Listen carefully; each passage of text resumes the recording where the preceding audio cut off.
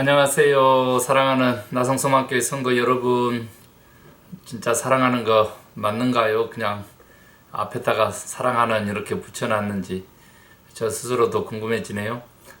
진정 사랑합니다. 그리고 온라인으로 저와 함께 주일 예배 드리시는 이 땅의 크리스찬 여러분, 반갑고 또 감사합니다. 지금 캘리포니아 산불 정말 심각하고요. 그리고 네이버데이 2주째 접어들면서 지금 어제 5만 명 이상으로 다시 지금 폭증했습니다. 3만 명대까지 갔다가 지금 5만 명 이상으로 지금 코로나 감염자가 폭증했습니다.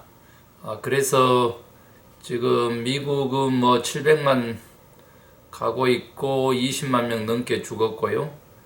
전 세계적으로는 지금 3천만 명 감염에 100만 명가량 지금 사망자 이렇게 육박하고 있습니다. 남미, 특별히 이제 멕시코하고 지금 유럽 쪽에서 사망률이 굉장히 높아요. 우리 이제 미국은 지금 2.6%까지로 지금 사망률이 이제 떨어졌습니다. 이제 젊은이들 감염이 이제 많아서 그런 경우도 있고요. 지금 학교가 오픈했다가 지금 감염된 것을 알면서도 자녀를 학교로 보내는 그런 일들이 또 있었고, 그래서 굉장히 좀 우리 어린 아이들에게까지도 지금 전방위적으로 무대책으로 지금 코로나 감염이 이루어지고 있습니다. 이제 이런 상황에서 지구 온난화 문제로, 그러니까 환경 문제죠. 문제로 지금 저도 이제 30여 년 전인 것 같아요. 유학 와가지고 윌슨 천문대 입원 타고 쭉 올라가가지고 이렇게 가서 도토리도 죽고 하던데 그곳입니다. 그런데 그곳에 지금 통신 시설들이 즐비하죠. 그곳의 양쪽에 지금 맹렬하게 불길이 타오르고 있어서 소방관들이 지금 싸우고 있고 이제 이런 상황인 것 같습니다. 오늘 또 예배 전에 이렇게 암울한 소식을 전하는데 이것 자체가 오늘 또 마가복음 13장에 말씀하고 연결이 돼서 제가 미리 좀 말씀 드리게 됩니다. 한 가지 더 긍정적이지 못한 얘기는 전문가들 얘기도 그렇고요. 2022년 6월경에 코로나가 이제 종식될 것으로 그렇게 예상이 되고 있고요. 백신이라든지 또 치료제라든지 이런 것들이 상용화되는 것도 이제 내년 6월쯤으로 이렇게 보고 있습니다. 그리고 또 그렇기 때문에 우리 연방 기준금리라 그러죠. 통화량도 조정하고 그렇습니다만 그곳에서 지금 이자율을 기준 금리를요 0%로 2023년까지 가져가겠다. 이렇게 선언을 했고 돈도 많이 필요할 것이다 이렇게 말했습니다. 그래서 그렇게 길게 여러 가지 것들을 이렇게 전망하면서 또 준비하면서 그렇게 가야 될 것 같습니다. 어찌됐든 그래도 살아야 하고요. 그리고 또 주님에게 충성하고 순종해야 되고요. 그리고 믿음을 가져야 합니다. 역사의 주권자는 하나님이시니까요. 그래서 잊지 못할 2020년이 됐는데 어찌됐든 하나님의 역사하심이 있어서 또 올바른 지도자, 또 백신 개발, 또 치료제 이런 것들이 나와서 아까운 생명이 코로나 바이러스 혹은 다른 재난이나 질병으로 그렇게 앗아가지 않도록 되기를 그렇게 원합니다. 자, 우리 함께 마음 모아서요. 사도신경 신앙고백 하나님께 드리심으로 주일 예배 시작하겠습니다. 나는 전능하신 아버지 하나님 천지의 창조주를 믿습니다. 나는 그의 유일하신 아들 우리 주 예수 그리스도를 믿습니다. 그는 성령으로 잉태되어 동정녀 마리아에게서 나시고 본디오 빌라도에게 고난을 받아 십자가에 못 박혀 죽으시고 장사된 지 사흘 만에 죽은 자 가운데서 다시 살아나셨으며 하늘에 오르시어 전능하신 아버지 하나님 우편에 앉아 계시다가 거기로부터 살아있는 자와 죽은 자를 심판하러 오십니다.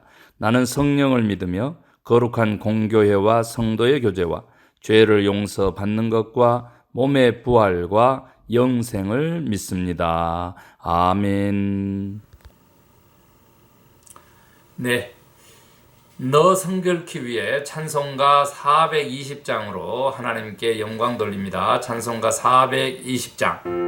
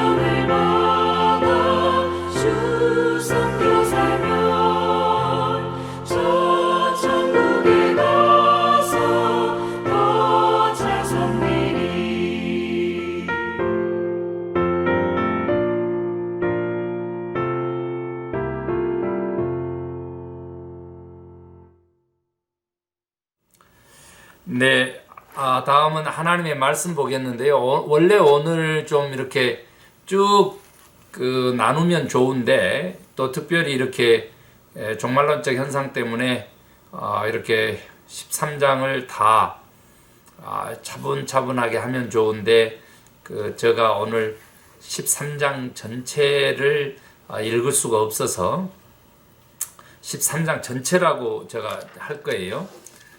이제 강해 설교다 보니까 그러는데 그렇게 하고 대신 이제 28절부터 37절까지 우리 함께 하나님 말씀 보겠습니다.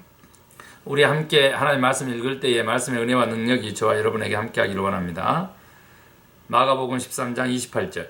무화과 나무의 비유를 배우라. 그 가지가 연하여지고 잎사귀를 내면 여름이 가까운 줄 아나니 이와 같이 너희가 이런 일이 일어나는 것을 보거든 인자가 가까이 곧 문 앞에 이런 줄 알라. 내가 진실로 너희에게 말하노니 이 세대가 지나가기 전에 이 일이 다 일어나리라. 천지는 없어지겠으나 내 말은 없어지지 아니하리라.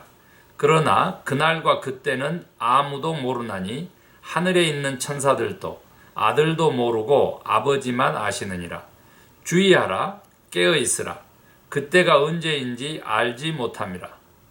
가령 사람이 집을 떠나 타국으로 갈 때에 그 종들에게 권한을 주어 각각 사물을 맡기며 문지기에게 깨어 있으라 명함과 같으니, 그러므로 깨어 있으라. 집주인이 언제 올는지, 혹 저물 때 일는지, 밤중에 일는지, 다 구울 때 일는지, 새벽 일는지 너희가 알지 못함이라. 그가 호련히 와서 너희가 자는 것을 보지 않도록 하라. 깨어 있으라. 내가 너희에게 하는 이 말은 모든 사람에게 하는 말이니라 하시니라. 아멘. 오늘 사실 이제 13장에서 예루살렘 그 성에서 이렇게 제자들과 함께 나오다가 예루살렘 성의 그 어마어마한 그 돌들에 대한 이야기를 제자가 이제 예수님에게 묻게 됩니다. 이 돌들 좀 보세요. 이제 이런 거죠. 그랬을 때 예수님께서 이 돌 위에 돌 하나도 남지 않을 것, 철저히 예루살렘 멸망할 것이다. 이제 이렇게 이야기함으로써 결국은 이제 70년에 그 예루살렘 성이 함락돼서 멸망하고 성전까지 파괴되기까지 그것을 이제 예언한 겁니다. 예수님께서 예언했고, 그리고 그것은 실제로 역사적으로 이제 일어난 것이죠. 그래서 이제 그 얘기를 가지고 제자들이 이제 또 묻게 되는 거죠. 장소를 옮겨가지고 이제 묻게 됩니다. 그래서 감람산인데, 그 감람산에서 이제 예수님께서 이 마지막 때 얘기를 이제 하시게 되죠. 그 마태복음 24장에도 이제 나오는 이런 그 평행 구절이 많이 있으니까 참고하시면 되는데, 특별히 이제 이곳에서는 첫 번째 재난의 징조에 대한 이야기들을 쭉 예수님께서 하셨어요. 그리고 또 가장 큰 환난 얘기도 하셨고요. 그리고 인자의 재림 얘기까지 이제 예수님께서 하시게 돼요. 그 내용이 지금 13장 초반에 있게 됩니다. 그래서 그 젖 먹는 아이가 축복이 아니라 이제 오히려 그때는 뭐 저주가 되고 이제 슬피 울게 되고, 또 겨울에 이러한 환란이 오지 않도록 기도하라고 하고까지 그렇게 절망적인 그런 메시지를 이제 하시게 됩니다. 이제 그러고 난 다음에 오늘 이제 무화과 나무 비유를 통해 가지고 그게 언제쯤 이제 될 거냐라고 하는 제자들의 이야기에 지금 무화과 나무 비유에다가 지금 깨어 있으라라고 당부하거든요. 그래서 이제 제가 오늘 이제 사실은 때에 대한 이야기가 아니라 사실은 그 깨어 있으라라고 하는 그러한 그 메시지에 지금 초점을 맞추려고 합니다. 여러분 잘 아는 대로 이제 그 기근도 있고요, 전쟁도 있고, 뭐 재난, 지진도 있고, 그렇습니다. 그 마지막 때의 그 징조라고 하는 게. 그리고 또 다른 이제 복음서라든지 또 요한계시록 이런 데 가면 이제 막 이 불에 대한 얘기도 있죠. 그래서 요즘 이제 코로나 이런 문제 가지고 또 그리고 이게 산불 문제 이런 거 가지고 또 이제 동부 쪽에서는 이제 그렇게 이 허리케인 이런 것들 때문에 이제 그 다 사실은 마지막 때가 아닌가, 이런 그 이야기들을 많이 하게 됩니다. 이제 그리고 그 마지막 때의 징조로서는 이제 거짓 말씀, 그러니까 교훈, 거짓 이제 선지자, 이런 그 자들이 이제 많이 나오게 되는 거죠.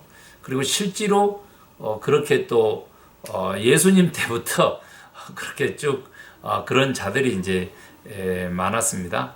요즘 이제 그 가짜 뉴스요, 가짜 소식까지 포함하면 지금 이제 거짓 소문이죠. 그 성경은 그렇게 기록되어 있는데 그런 것까지 포함하면 진짜인 것 같아요. 이게 그 정말로 마지막 종말이 아니냐, 이런 얘기입니다. 그러나 오늘 이제 저는 이 본문 말씀을 통해서 이제 마가복음 13장 이 예수님이 예언한 이 마지막 때에 대한 얘기 가지고 확실하게 기독교의 그 종말론에 대한 얘기를 좀 제가 성도 여러분하고 이제 신학적으로 매듭을 지어 보려고 합니다. 이제 가장 중요한 것은 말이죠. 이 세상의 끝, 이 세상의 파괴, 이게 종말이 아닙니다. 기독교에서 종말이라고 하는 것은 그러한 것은 현상이고요. 예수님이 다시 오신다는 겁니다. 그러나 이제 좀 주의할 것은 뭐냐면 정말 우주론적인 그 종말이 이루어지는 거예요. 이게 그냥 단순하게 지구의 이야기가 아니고 천재의 어떤 대변환 이런 것들이 있어진다는 거죠. 그리고 이제 예수님께서 재림하시면 하나님의 나라 하나님이 다스리시는 왕국이 이제 펼쳐지게 되는데 이제 우리가 이 천국 이렇게 얘기하지만 천년 왕국으로 그동안 얘기를 해왔어요. 그러나 이 천년 왕국설이요. 이제 전천년설, 후천년설, 무천년설 이 세 가지나 있어요. 헷갈리실 텐데 예수님이 기준이세요. 그래서 전천년설 이런 것은 뭐냐면 사실은 천년왕국 펼쳐지기 전에 예수님이 먼저 오신다 그런 뜻이에요. 그래서 우리가 이제 헷갈리는데 후천년설이라고 하는 것은 뭐냐면 천년왕국이 먼저 오고 그 다음에 이제 환란과 심판들이 있은 다음에 예수님이 재림한다 이런 얘기가 이제 후천년설입니다. 그러니까 예수님이 기준이어서 후와 전으로 나눠진다는 것만 기억하시면 되겠고요. 무천년설은 뭐냐면 이미 예수님께서 지금 현재 부활, 승천 이후로 또 이렇게 성령님 주셔가지고 위임돼가지고 지금 성도들하고 함께 이 천년이라고 하는 그 연수, 횟수가 아니라 이미 지금 천년 왕국 시대에 지금 다스림이 있다는 거예요. 그래서 무천년설이에요. 그러니까 천년이 아니에요. 지금 현재 다스리고 아예 상징적인 개념으로 보는 것이죠. 그렇게 하고 이제 마지막 때에 예수님께서 재림하셔서 정말 우리도 새로운 나라, 하늘나라 또 하나님 통치하시는 그 나라에 이제 살게 된다. 이렇게 무천년설이 세 가지나 있습니다. 그리고 이제 확실한 것은 뭐냐면 절대 마지막 때 예수님의 재림의 때 그게 이제 종말이니까 모른다는 거예요. 그건 아버지만 아시지 아들도 모른다 이렇게 표현했어요. 오늘 본문에 나오죠. 몰라요 그건. 자, 무화과 나무를 보고 그 때를 알라라고 하는 것은 사실은 주의하는 거, 깨어 있으라고 하는 것에 사실은 방점이 있는 것이죠.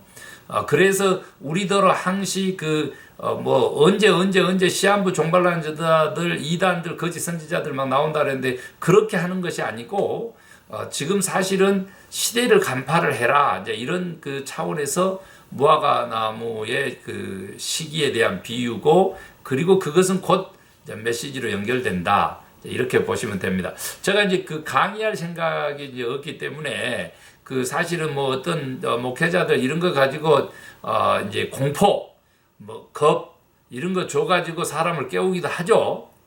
그러나 저는 그런 목회자 아니고 또 그렇게 해서 얻을 수 있는 것이 있다면 또 하나님 역사하심이 있으면 그렇게 하겠지만은 이제 그런 것보다는 공포로 다스리고 두려움으로 다스리고 그렇게 해서 깨우기보다는 저는 은혜로 그리고 정말 성령의 감동으로 이제 여러분들을 좀 이렇게 좀 주의하게끔 하고 깨웠으면 좋겠습니다.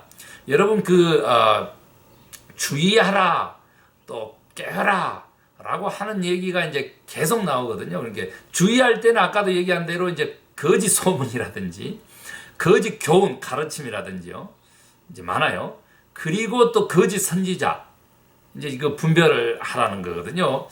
그리고 이제 궁극적으로는 이제 요즘 이제 안티 크리스찬들이 굉장히 많아진데 이제 그들의 어떤 우두머리 그런 적그리스도의 출현 이런 것들을 이제 그러니까 참과 거짓을 분별하라고 주의하라라고 하는 거고요. 그리고 예수님이 언제 오실지에 대한 그런 깨어있음을 위해서 주의하라는 거예요.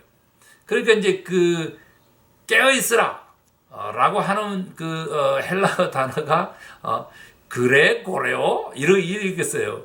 그럼 우리가 늘 얘기하잖아요. 고래 이러잖아요. 그런데 그래 고레오예요. 그래 고레오. 그래 고레오는 뭐냐면 이제 정신을 차리다.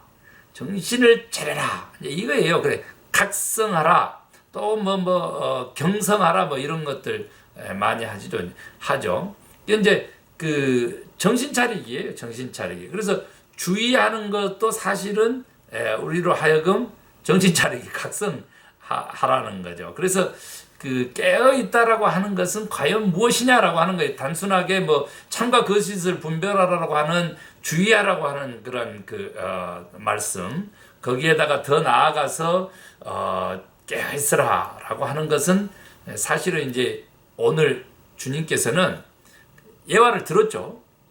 주인이 책무를 맡긴다는 거예요. 직무를 맡겨. 그리고 다시 언제 돌아와서 그 책무와 직무에 대해서 점검할지 모르는. 그렇기 때문에 깨어있으라. 예수님께서 구체적으로 이제 설명을 해 주셨어요. 본문에 이제 사람이 집을 떠나 타국으로 갈 때에 하면서 34절. 그리고 주인이 언제 올지 모르니까 호련히 와가지고 너희의 자는 것을 보지 않도록 하라. 자다라고 하는 건 뭐예요? 사실은 이제 좀 무감각하게 되는 거죠. 살아있는데 무감각하게 되는 거죠.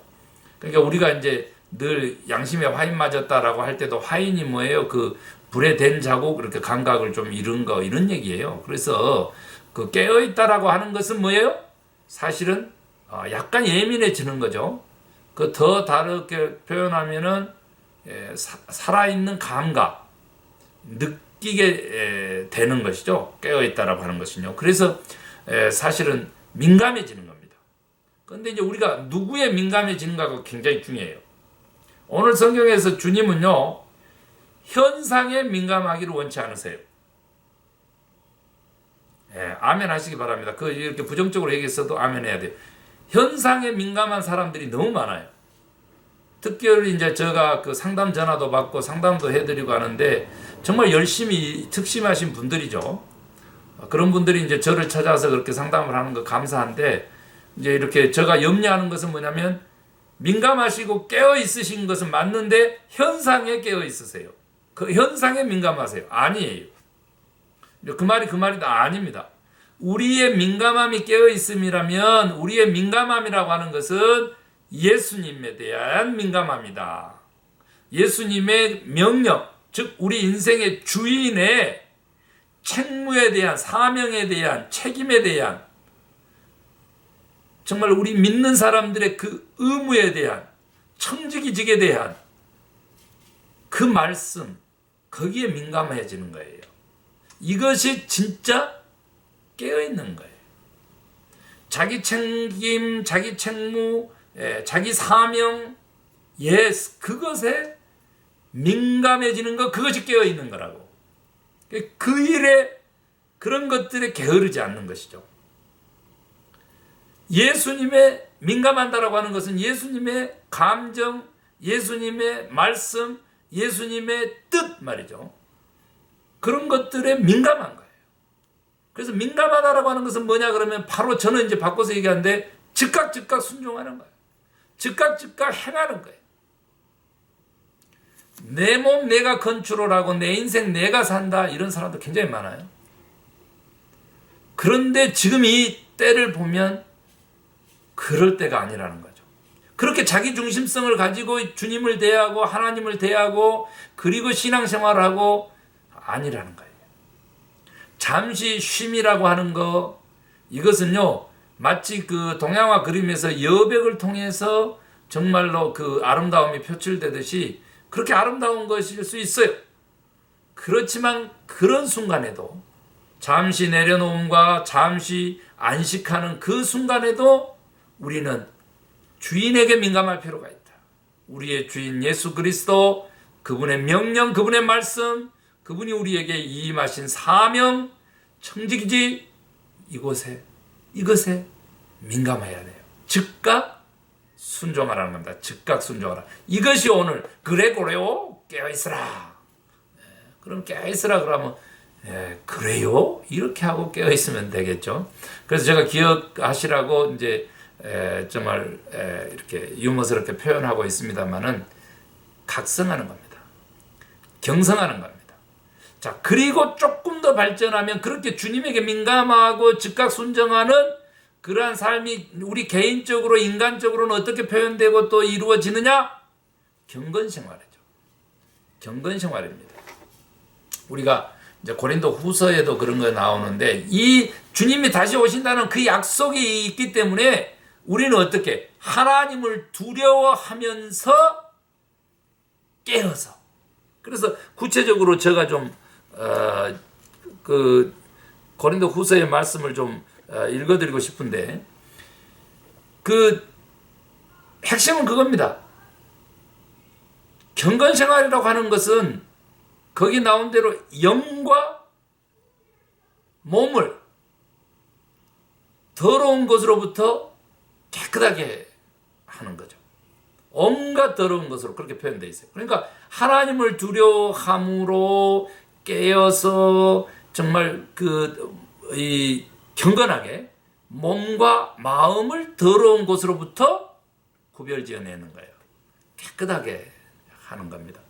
이제 우리가 이런 귀한 말씀, 다른 말로 제가 지금 깨어있다라고 하는 것을 경건생활, 거룩한 삶, 이걸로 하고 있는데, 우리가 제자 훈련도 이제 거룩한 삶을 이제 목표로 하는 경우가 굉장히 많아요.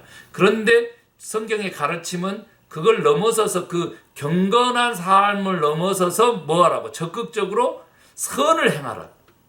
그래서 깨어있다라고 하는 것은 단순하게 정신을 차리다라고 하는 것이 아니고 예수님이 명령하신 선을 행하는 선하신 하나님의 선한 아들, 딸들이 되어 선한 자녀들이 되어라고 그렇게 제가 이해하고 받아들이고 아멘하는 겁니다. 사랑하는 성도 여러분, 오늘요 주님께서 귀한 말씀 주셨어요.